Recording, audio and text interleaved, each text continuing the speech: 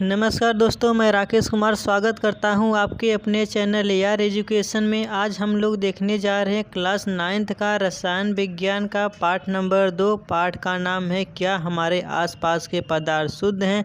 इसको हम 2 भाग में कंप्लीट किए हैं। भाग 1 अपलोड हो चुका है। अगर आप उसको नहीं देखे हैं तो डिस्क्रिप्शन में लिंक दिया है, कृपया जाकर वहाँ से देख ले।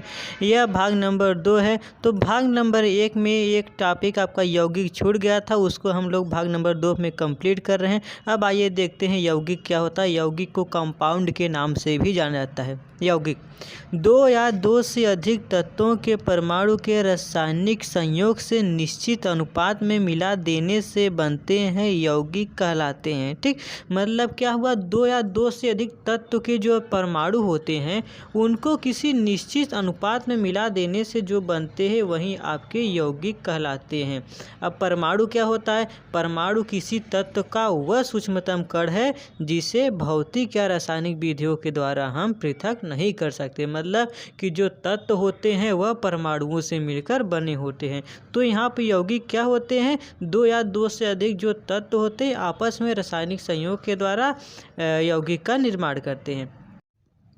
उदाहरण के लिए देख लीजिए, जो जल के अणु होते हैं, बोले तो जो H2O होता है वह 2 अवयव, एक आपका हाइड्रोजन और ऑक्सीजन से मिलकर बना होता है, जिसमें कि जो हाइड्रोजन और ऑक्सीजन का जो अनुपात होता है वह भार के अनुसार 1 संबंधी 8 के रूप में होता है। ठीक उसी प्रकार से आप कार्बन डाइऑक्साइड को भी लिख सकते हो। जो कार्बन डाइऑक्साइड होता है वो भी 2 भाग से मिलकर बना हो, एक आपका कार्बन है और दूसरा आपका ऑक्सीजन है।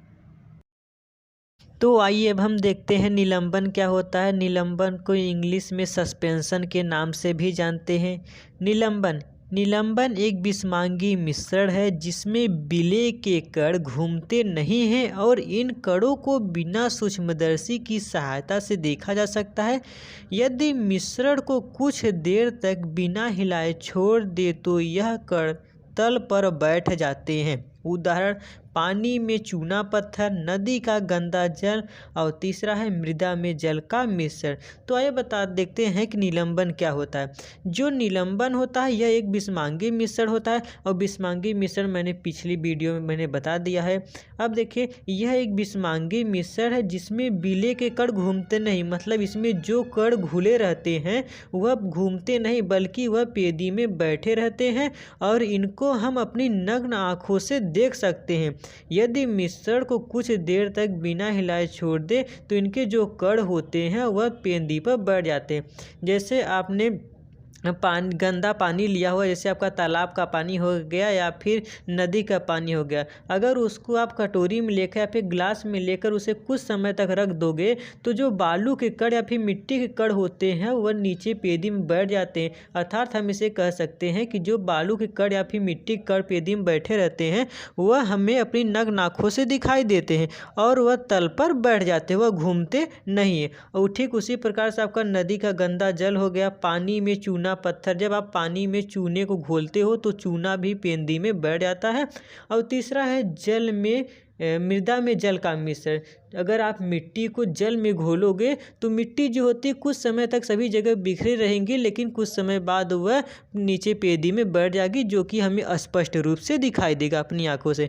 निलंबन बोले तो सस्पेंशन का आपका एक सिरप आता है, पैरासीटामोल का आपका सिरप आता है जो छोटे बच्चों के लिए रहता है, तो उस पर आप देखोगे सस्पेंशन का मतलब है कि इनके जो कण होते हैं, ड्रग के जो कण होते हैं वह पेदी में बैठ जाते हैं। इसलिए उस पर लिखा रहता है कि शेक वेल बिफोर यूज, मतलब कि उसको यूज करने से पहले उसको अच्छी तरह से हिला ले ताकि उसके जो पेदी में ड्रग बैठे हुए सभी जगह अच्छे से मिल जाए ताकि पेशेंट को अच्छे से डोज मिल सके। आइए अब हम आगे देखते हैं। कोलाइडल सॉल्यूशन, यह एक विषमांगी मिश्रण है जिसमें कोलाइडी के कण निलंबन के कणों की अपेक्षा छोटे होते हैं परंतु ये कण खुली आंखों से दिखाई नहीं देते हैं। उदाहरण, गोंद, रक्त या ब्लड तथा स्याही, ये सब कोलाइडी के उदाहरण हैं। अब देखते हैं कोलाइडी विलयन क्या होता है। यह एक विषमांगी मिश्रण है। विषमांगी मिश्रण मतलब ये जो विषमांगी मिश्रण होता है इसमें जो विलेय और विलायक के कण होते हैं वह ठीक से घुल नहीं पाते, बोले तो यह घुलते नहीं हैं, और इससे हम भौतिक तथा रासायनिक विधियों के द्वारा इनके अवयवों को हम आसानी से पृथक कर सकते हैं। और जो कोलाइडी विलयन के कण होते हैं यह निलंबन की अपेक्षा छोटे होते हैं। मतलब जो निलंबन के कण होते हैं उनके कण बड़े होते हैं, किसकी अपेक्षा? कोलाइडी विलयन के कणों की अपेक्षा। और यह जो होते हैं कोलाइडी विलयन के कण उनको हम अपनी नग्न आँखों से नहीं देख पाते, जबकि हम निलंबन के कणों को अपनी नग्न आँखों से आसानी से देख पाते थे। और जो कोलाइडी विलयन के कण होते हैं ये इतने छोटे होते हैं कि इन्हें हम अपनी नग्न आँखों से नहीं देख सकते। इनको देखने के लिए हमें माइक्रोस्कोप बोले तो सूक्ष्मदर्शी का उपयोग करना पड़ता है। जैसे गोद हो गया, रक्त हो गया और स्याही हो गया। जो गोद हो गया, गोद में भी अत्यंत सूक्ष्म कण होते हैं, इनके कणों को हम आसानी से नहीं देख पाते हैं। जो रक्त हो गया, रक्त बोले तो ब्लड हो गया, इसमें भी आपका प्लाज्मा होता है, रेड ब्लड सेल होता है, ब्लड सेल में आपका आरबीसी होता है, डब्ल्यूबीसी और प्लेटलेट होता है, जबकि इन सबको हम देख नहीं पाते। और तीसरा है आपका स्याही। जो स्याही हमें ब्लू कलर का है, ब्लैक कलर का जो स्याही हम लोग यूज करते हैं, इसमें भी अत्यंत सूक्ष्म कण होते हैं। ये सब कण को हम आसानी से नहीं देख पाते हैं। ये हो गया कोलाइडी विलयन के उदाहरण। आइए अब देखते हैं कोलायड की प्रावस्थाएँ। कोलायड की कितनी प्रावस्थाएँ होती हैं? Phases of colloid. जो कोलायड होता है, कोलायड की दो प्रावस्थाएँ होती हैं। पहला परिक्षिप्त प्रावस्था और दूसरा परिक्षेपण माध्यम। परिक्षिप्त प्रावस्था को डिस्पर्स फेज के नाम से जानते हैं और परिक्षेपण माध्यम को डिस्पर्सन फेज के नाम से जानते हैं। जो परिक्षिप्त प्रावस्था, ये देखते क्या होता है? परिक्षिप्त प्रावस्था डिस्पर्स्ड फेज। कोलाइडी कणों का निर्माण करने वाली प्रावस्था को परिक्षिप्त प्रावस्था कहते हैं। मतलब ऐसा कुछ भी जो कोलाइडी कणों का निर्माण करती है उसे परिक्षिप्त प्रावस्था कहते हैं। जैसे आपने स्याही का उदाहरण देखा था कोलाइडी विलयन में, तो जो स्याही के कण थे वह कौन से थे? वह आपके परिक्षिप्त अवस्था थे, बोले तो कोलाइडी कण थे। और देखते हैं दूसरा परिक्षेपण माध्यम डिस्पर्सन फेज। वह विलायक माध्यम जिसमें कोलाइडी कण वितरित रहते हैं परिक्षेपण माध्यम कहलाता है। अब ऐसा जो आपका परिक्षिप्त अवस्था था, परिक्षिप्त अवस्था मतलब जो कोलाइडी कण थे, वो जो कोलाइडी कण को हम जिस माध्यम में घोलते हैं या फिर जिस विलायक में घोलते हैं उसी विलायक को परिक्षेपण माध्यम कहते हैं। उदाहरण के तौर पे मैं आपको बता रहा हूँ, जैसे सपोज दैट आपके पास पानी है और चीनी है। अगर आप चीनी को पानी में घोल दे रहे हैं तो जो चीनी है वह आपका परिक्षिप्त अवस्था है, और जिस माध्यम हम लोग घोल रहे हैं, माध्यम का मतलब हम जल में घोल रहे हैं, तो जल क्या हो गया? परिक्षेपण माध्यम हो गया। आइए अब हम देखते हैं कोलाइडी विलयन का वर्गीकरण, क्लासिफिकेशन ऑफ कोलाइडल सॉल्यूशन। तो चार्ट में आपको दिख रहा होगा, शुरू में आपका क्रमांक है, फिर उसके बाद परिक्षिप्त प्रावस्था है, उसके बाद परिक्षेपण माध्यम, फिर उसके बाद तंत्र का नाम और लास्ट में उदाहरण दिया है। तो मैंने जब आपको विलयन पढ़ा रहा था तो विलयन की मैंने बताया था कि जो विलयन होता है, विलयन की दो भाग होते हैं, एक आपका विलेय और दूसरा विलायक। जो विलेय होता है किसी भी विलयन में कम मात्रा में उपस्थित होता है और जो विलायक होता है वह अधिक मात्रा में उपस्थित होता है। जैसे शरबत में जो चीनी होता है वह कम मात्रा में होता है, बोले तो वह विलेय होता है, और जो पानी होता है वह विलायक होता है। तो परिक्षिप्त प्रावस्था को हम विलेय के नाम से जान सकते हैं और परिक्षेपण माध्यम को हम विलायक के नाम से जान सकते हैं। अब आइए हम शुरू से देखते हैं। तो इसमें क्रमांक फर्स्ट है ठोस, जो है परिक्षिप्त प्रावस्था, और जो परिक्षेपण माध्यम में ठोस। मतलब हम ठोस को ठोस में जब मिलाएंगे तो ठोस साल का निर्माण होगा। उदाहरण के रूप में रूबी ग्लास, जेम स्टोन, रंगीन कांच हो गया। अब दूसरा देखिए, परिक्षिप्त प्रावस्था में ठोस और परिक्षेपण माध्यम में द्रव। मतलब जब हम ठोस को द्रव में घोलेंगे तो साल का निर्माण होगा। उदाहरण में स्वर्ण या रजत का साल, पेंट, कोशिका तरल हो गया। अब नंबर 3 पर है ठोस और गैस है। जब हम ठोस को गैस में घोलेंगे तो एरोसाल का निर्माण होता है। एरोसाल क्या होगा? इससे आपका धुआं हो गया, धूल हो गया, ये सब एरोसाल के उदाहरण हैं। अब नंबर 4 पर हम देखते हैं, जब हम द्रव को ठोस में घोलेंगे तो जेल का निर्माण होता है। मतलब द्रव को हम ठोस में घोलेंगे, क्योंकि जो द्रव होता है बोले तो परिचित प्रावस्था वह कम मात्रा में होता है और प्रक्षेपण माध्यम जो ठोस है, ठोस तो अधिक मात्रा में है। तो हम द्रव को ठोस में घोलेंगे तो जेल का निर्माण होगा। जैसे जेली हो गया, दही हो गया, चीज हो गया। चीज मतलब पनीर।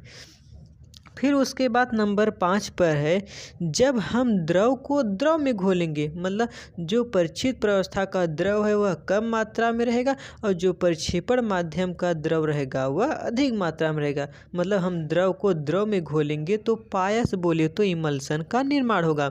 उदाहरण में दूध, बालों का क्रीम, ये आपके इमल्सन के उदाहरण हैं, बोले तो पायस के उदाहरण है। अब अगला है 6ठा नंबर, जब हम द्रव को गैस में घोलेंगे तो एरोसाल द्रव का निर्माण होगा।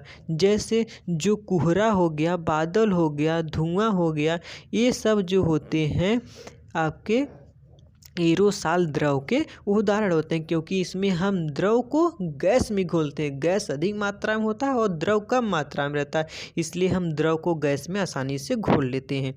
अब नंबर 7 पे है, जब हम गैस को ठोस में घोलेंगे तो ठोस फोम का निर्माण होगा। जैसे झावा पत्थर हो गया, फोम हो गया, रबर हो गया, ठीक, ये सब आपके ठोस फोम के उदाहरण हैं। और नंबर 8 पर है, जब हम गैस को द्रव में घोलेंगे, मतलब जो गैस है वह कम मात्रा में है और जो द्रव है वह अधिक मात्रा में। और हम इसमें क्या करेंगे? गैस को द्रव में घोल देंगे, क्योंकि जो द्रव है वह प्रक्षेपण माध्यम है और जो आपका गैस है वो क्या है? आपका परिचित प्रावस्था है। मतलब हम गैस को द्रव में घोल देंगे, मतलब गैस आपका कम मात्रा में है और द्रव अधिक मात्रा में है।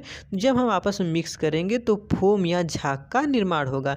उदाहरण के रूप में फेन, फेंटी गई क्रीम, साबुन का झाग, ये आपके फोम या झाग के उदाहरण हैं। उम्मीद करता हूँ कि यह आपको अच्छे से समझ में आया होगा। आइए अब हम देखते हैं टिंडल प्रभाव। टिंडल इफेक्ट क्या होता है? जब प्रकाश किसी कोलाइडी माध्यम से होकर गुजरता है तो प्रकाश का प्रकीर्णन होता है, प्रकाश का मार्ग दिखाई देने लगता है। प्रकाश की इस घटना को ही टिंडल प्रभाव कहा जाता है। टिंडल प्रभाव को टिंडल प्रकीर्णन भी कहा जाता है। अब आओ हम समझाते हैं कि टिंडल प्रभाव क्या होता है। जब हम कोई प्रकाश किरण को, जब हम किसी भी प्रकाश की किरण को कोलाइडी विलयन में से गुजारेंगे तो जो प्रकाश की किरण गुजारेंगे वह प्रकाश की किरण प्रकीर्णित हो जाती है। प्रकीर्णित का मतलब या प्रकीर्णन किसका अर्थ यह है कि जो प्रकाश की किरणें होती हैं वह सभी दिशाओं में फैल जाती है और तथा प्रकाश का मार्ग जो होता है वह दिखाई देने लगता है। प्रकाश का जो रास्ता होता है वह दिखाई देने लगता है। प्रकाश की इसी घटना को ही हम टिंडल प्रभाव कहते हैं। ठीक, मतलब जब कोई ऐसा विलयन का मतलब आपका कोलाइडी विलयन होना चाहिए जिसमें जो विलय के कण होते हैं वह घुलते नहीं बल्कि वह उसी विलयन में कंटिन्यू रोटेट करते रहते हैं, गति करते हैं। तो ऐसा कोई विलयन लेंगे जिसमें जो विलय के कण मिक्स नहीं होते हैं, वो कंटिन्यू रोटेट करते हैं। तो अगर उसमें से हम सनलाइट या फिर कोई भी टार्च, नॉर्मल टार्च अगर उसमें से पास कराएंगे तो जो उनके कण होते हैं वह कण लाइट को रोक देते हैं और रोक कर जो लाइट होता है उसके सभी दिशाओं में फैला देते हैं। तो लाइट का यही फैलना ही प्रकाश का प्रकीर्णन या फिर टिंडल प्रभाव के नाम से भी जाना जाता है। अब आइए हम आगे देखते हैं। आइए हम चार्ट के माध्यम से देखते हैं टिंडल इफेक्ट को। सर्वप्रथम हम एक टार्च ले रहे हैं और टार्च के सामने एक बीकर में शुद्ध जल को ले रहे हैं, प्योर वाटर को, और दूसरी तरफ दूसरी बीकर में हम लोग कोलाइडल सॉल्यूशन बोले तो कोलाइडी विलयन को ले रहे हैं।